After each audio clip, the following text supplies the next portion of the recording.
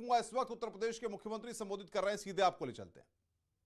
जयप्रकाश विश्वकर्मा जी, आशीष केसरवानी जी और युवा नेता श्री योगेश मौर्य जी और भारी संख्या में मंझनपुर और कौशाम्बी जनपद से यहां पर उपस्थित भाइयों बहनों, मैं माता शीतला के इस पावन धाम के जनपद और भगवान बुद्ध की इस पावन धरा को कोटि कोटि नमन करते हुए जन विश्वास यात्रा के लिए आप सब स्वागत के लिए इतने भारी पैमाने पर आए हैं। मैं आप सबका हृदय से स्वागत करता हूं, अभिनंदन करता हूं। भाइयों बहनों, कौशाम्बी जनपद भले ही बाद में एक इकाई बनी हो, लेकिन इतिहास इस जनपद का अत्यंत प्राचीन है और अपनी प्राचीन धरोहर को समेटे हुए यह जनपद आज विकास की जिन नई ऊंचाइयों को लेकर के आगे बढ़ रहा है, यह यहां की धरोहर है। हमारे उप मुख्यमंत्री श्री केशव प्रसाद जी मौर्य जी की भी यह धरती है, उनकी जन्मभूमि भी यही जनपद है।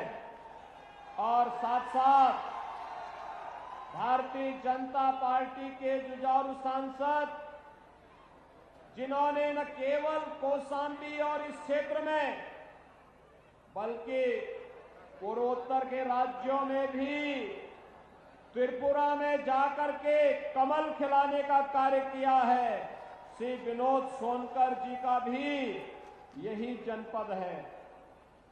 हमारे लोकप्रिय विधायकगण निरंतर मेहनत करके जनपद के विकास के लिए, शासन की लोक कल्याणकारी योजनाओं को लेकर के, गांव के लिए, गरीब के लिए, किसान के लिए, नौजवान के लिए, महिलाओं के लिए निरंतर प्रयास करते हैं।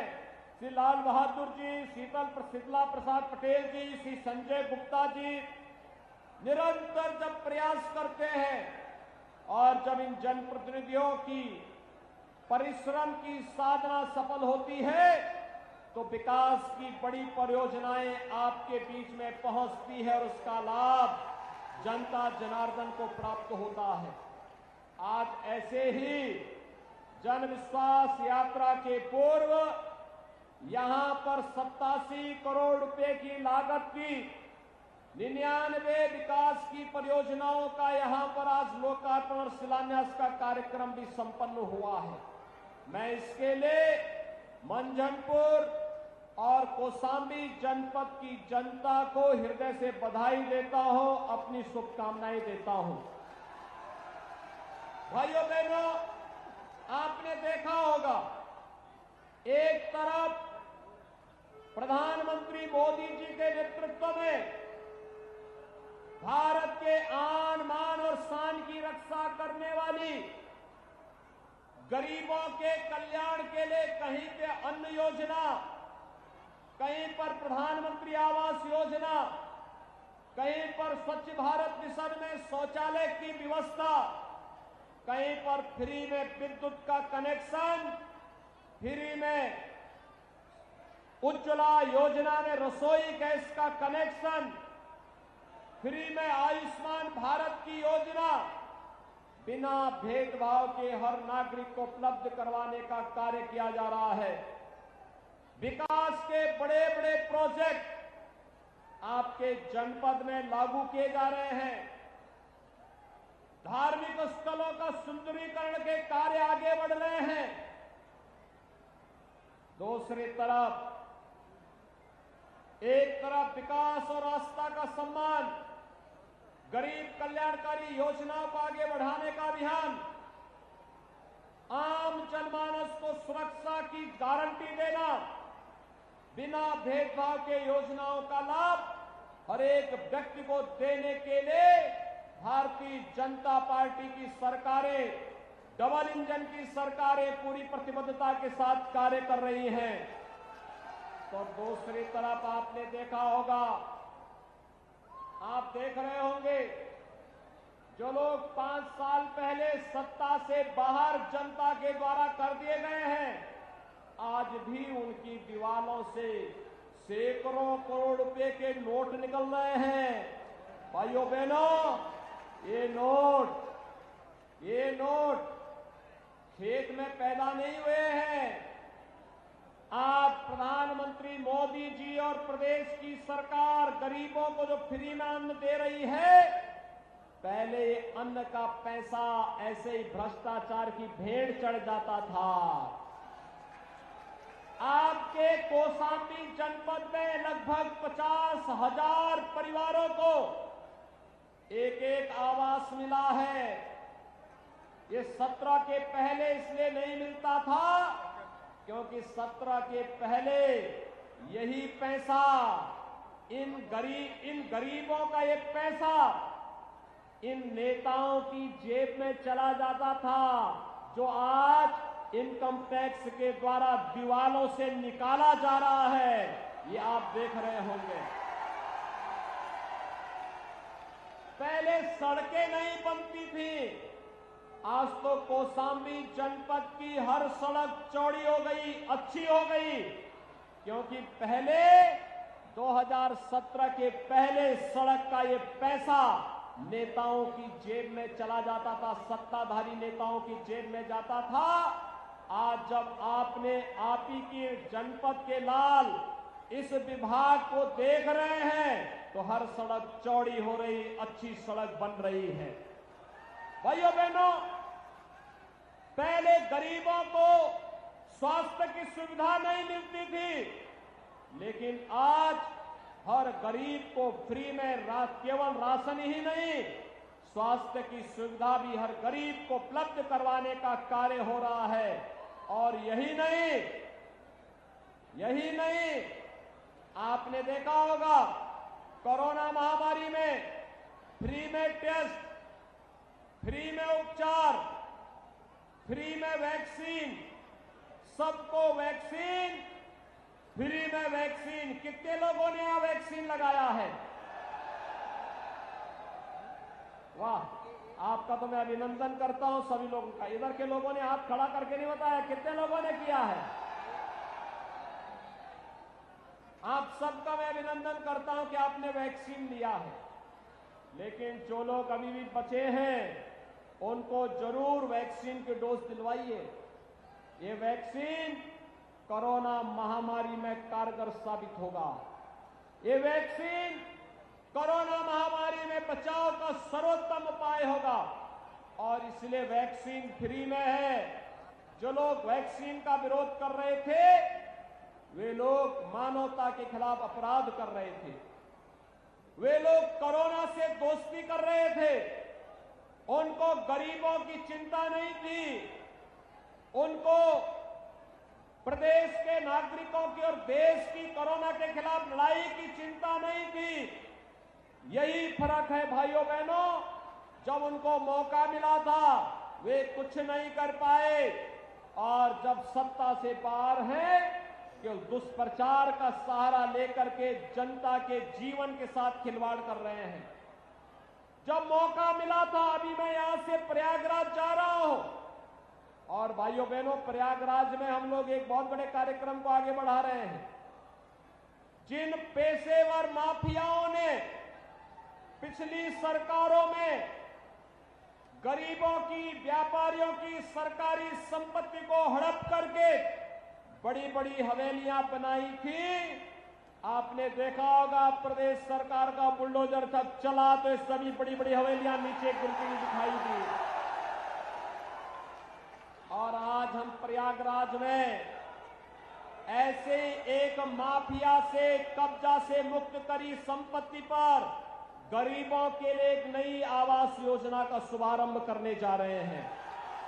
और ये केवल प्रयागराज तक सीमित नहीं होगा।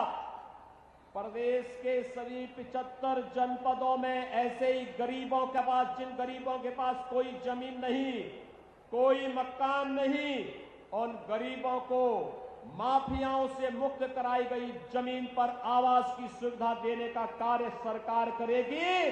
अभी प्रयागराज से आप इस कार्यक्रम का शुभारंभ हम करने जा रहे हैं। भाइयों बहनों, फर्क साफ है। पहले राम भक्तों पर गोलियां चलाई जाती थी, आज अयोध्या में भगवान राम का भव्य मंदिर के निर्माण का कार्य हो रहा है।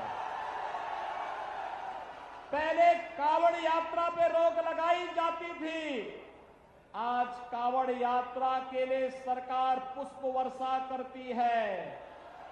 पहले प्रयागराज में कुंभ का आयोजन होने पर कैसे अव्यवस्था रहती थी, दुर्व्यवस्था रहती थी, भगदड़ मचती थी, लेकिन आज जब प्रयागराज में कुंभ का आयोजन होता है तो भव्य कुंभ और दिव्य कुंभ और दुनिया का जो भी श्रद्धालु आता है वह बरबस उसके मुंह से निकल पड़ता कि वाह क्या कुंभ है। और यही तो हमारी विरासत है। भाइयों बहनों, ये सरकार और पार्टी की सोच होती है।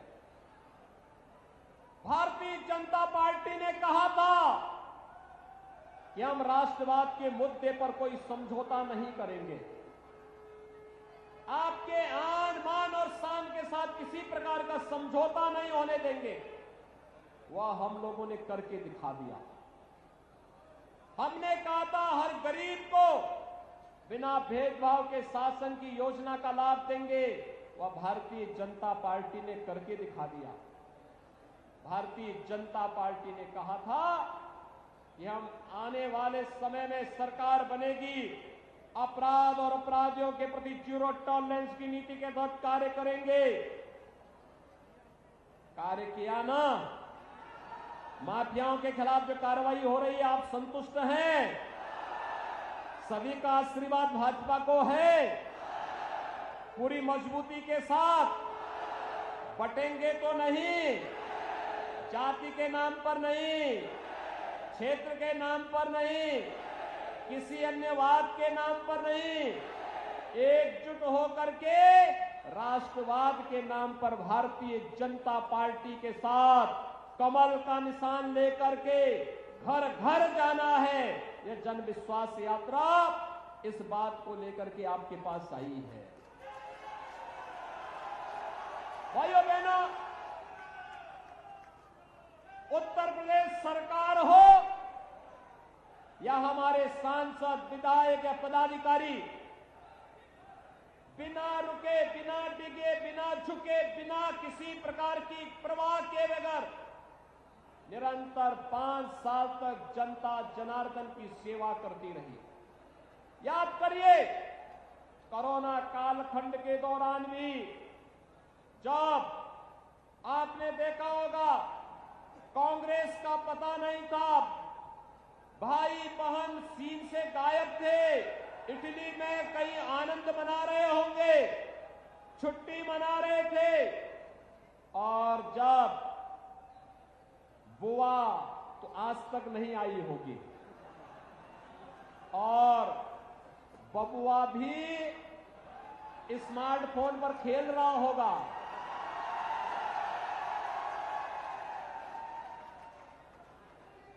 बहुत सारे लोगों की आदत होती है कि बचपन की आदत नहीं जाती है। और भाइयों बहनों,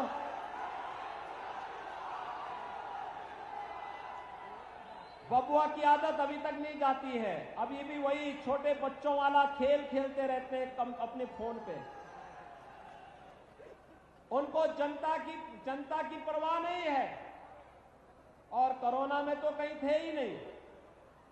कोरोना में कहीं समाजवादी पार्टी के नेता दिखाई नहीं थे क्या? भाइयों बहनों,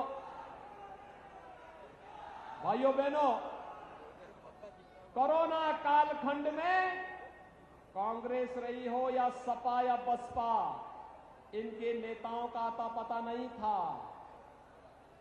या तो केंद्र सरकार और प्रदेश सरकार कार्य कर रही थी, जनप्रतिनिधि कार्य कर रहे थे, और या फिर भारतीय जनता पार्टी का कार्यकर्ता उस समय लगा था संगठन ही सेवा है, यानी सेवा ही संगठन है। सेवा को संगठन के साथ जोड़ करके अकेले भारतीय जनता पार्टी जनता जनार्दन की सेवा कर रही थी। जब विपत्ति में भारतीय जनता पार्टी आपकी साथी है, तो जब चुनाव होंगे तो कमल का निशान ही तो हमारा सहयोगी होना चाहिए। सभी लोग सहमत हैं? सभी लोग? और भाइयों बहनों, मैं आप सबसे यही कहने के लिए आया हूं, देखिए, मोदी जी के रहते हुए, भारतीय जनता पार्टी के रहते हुए विकास की, सुरक्षा की चिंता करने की आवश्यकता नहीं है। स्वतः स्फूर्त भाव के साथ होगा। इसके लिए जिन विधायक सांसदों को आप चुनते हैं, ये स्वयं चिंता करते हैं। ये लोग स्वयं आकर के चिंता करते हैं। ये लोग निरंतर आते हैं, एक एक योजना को लेकर के आते हैं। आपने देखा होगा, अभी यहां पर सांसद खेलकूद प्रतियोगिता हुई थी। कितना शानदार कार्यक्रम यहां के माननीय सांसद ने और यहां के जनप्रतिनिधियों ने मिलकर के किया था। 10,000 खिलाड़ी अकेले कौशाम्बी जनपद में निकले थे सांसद खेलकूद प्रतियोगिता के साथ में। एक एक गांव में खिलाड़ियों की फौज खड़ी हो गई और उन खिलाड़ियों को टी शर्ट उपलब्ध कराने और खेल सामग्री के साथ जोड़ने का कार्य भी इन लोगों ने किया था। जब इस प्रकार की प्रतिस्पर्धा आगे बढ़ेगी, तब ओलंपिक में भी हमारे खिलाड़ी अधिक से अधिक मेडल जीत करके लेके आएंगे। कॉमनवेल्थ गेम्स में और एशियन गेम्स में तब खिलाड़ी पदक लेकर के आएंगे। अब तक होता क्या था इससे पहले? इससे पहले लोग होते थे कि विश्वविद्यालय में पढ़ा लेंगे। अरे बेसिक शिक्षा का ध्यान तो रखिए। और बेसिक शिक्षा के लिए भी जो आज कार्य हुआ है, माध्यमिक शिक्षा में जो कार्य हुआ है, मेडिकल कॉलेजेस के निर्माण के लिए जो कार्रवाई आगे बढ़ी है, भाइयों बहनों, यह अभूतपूर्व है। और इसीलिए मैं आज के इस अवसर पर आप सबका आह्वान करना चाहूंगा। सरकार ने जो कहा सो करके दिखाया। अयोध्या में राम मंदिर का निर्माण क्या कांग्रेस करवाती? भाइयों बहनों, क्या आपका कांग्रेस में विश्वास है? क्या बुआ में विश्वास है? और क्या बबुआ राम मंदिर का निर्माण करे थे? नहीं करवा सकते थे। इसलिए नहीं करा सकते थे जो राम भक्तों पर गोली चला रहे हैं, क्या वे राम मंदिर का निर्माण करते? क्या राम मंदिर का निर्माण कौन करेगा? जो राम भक्त होगा। आप मानते हैं ना, अयोध्या में राम मंदिर के निर्माण कार्य से खुश हैं सभी लोग पूरी मजबूती के साथ। अन्न योजना का लाभ, प्रधानमंत्री अन्न योजना का लाभ प्राप्त हो रहा है। और अब तो उसमें दाल भी, खाद्य तेल भी उपलब्ध करवाया जा रहा है और भी सामग्री उपलब्ध करवाने की कार्रवाई शुरू हो गई है। भाइयों बहनों, आप चिंता मत करिए। आपकी चिंता मोदी जी कर रहे हैं, हमारे जनप्रतिनिधि कर रहे हैं, पूरी सरकार कर रही है। आपने जो आशीर्वाद 2014 में, 2017 में और 2019 में दिया है, और आपने तो जिला पंचायत अध्यक्ष भी भारतीय जनता पार्टी की ही कौशाम्बी में बनाया है। मैं इसके लिए भी आपका अभिनंदन करता हूं। मैं अभिनंदन करूंगा कि आपने भारतीय जनता पार्टी पर निरंतर विश्वास किया और आज एक बार फिर से मैं आपका आह्वान करने के लिए आया हूं।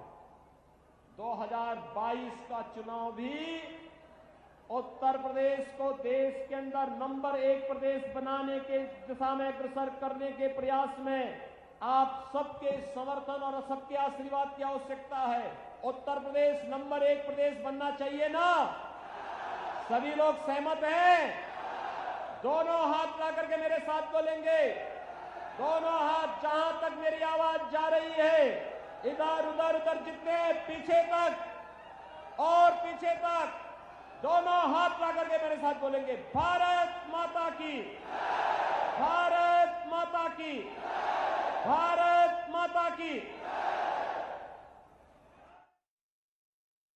तो कौशाम्बी में सीएम योगी आदित्यनाथ को आप सुन रहे थे। यहां पर 99 परियोजनाओं की सौगात दी गई है और उसके अलावा जब सीएम योगी आदित्यनाथ ने जनसभा को संबोधित किया तो उन्होंने बिना नाम लिए अखिलेश यादव और मायावती पर भी निशाना साधा। उन्होंने कहा कि बबुआ को जनता की चिंता नहीं है, वो खेल खेल रहे होंगे। और इसके साथ ही अपनी सरकार की उपलब्धियों के बारे में भी जानकारी देते नजर आए सीएम योगी आदित्यनाथ। उन्होंने कहा कि पहले कांवड़ यात्रा पर रोक लगाई जाती थी, लेकिन आज के टाइम पर कांवड़ यात्रा पर पुष्प वर्षा होती है। और इसके अलावा साथ ही साथ ये भी कहा कि पहले राम भक्तों पर गोली चलाई जाती थी, लेकिन आज अयोध्या में भव्य राम मंदिर का निर्माण हो रहा है और अब माफियाओं पर बुलडोजर चलाए जा रहे हैं। और इसके साथ ही ये भी कहा सीएम योगी आदित्यनाथ ने कि कोरोना काल में पूरा विपक्ष एक तरह से गायब दिखा, सिर्फ बीजेपी सरकार ने ही लोगों की मदद की। तो ये बड़ी खबर हम आपको बता रहे हैं। सीएम योगी आदित्यनाथ ने कुछ देर पहले कौशाम्बी में जनसभा को संबोधित किया और बिना नाम लिए विपक्ष पर निशाना साधा, साथ ही साथ अपनी सरकार की उपलब्धियों के बारे में भी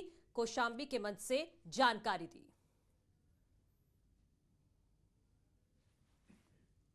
अब से कुछ देर पहले की ये तस्वीर है जब जब मुख्यमंत्री योगी आदित्यनाथ कौशाम्बी में थे। 99 परियोजनाओं की उन्होंने सौगात कौशाम्बी को दी है।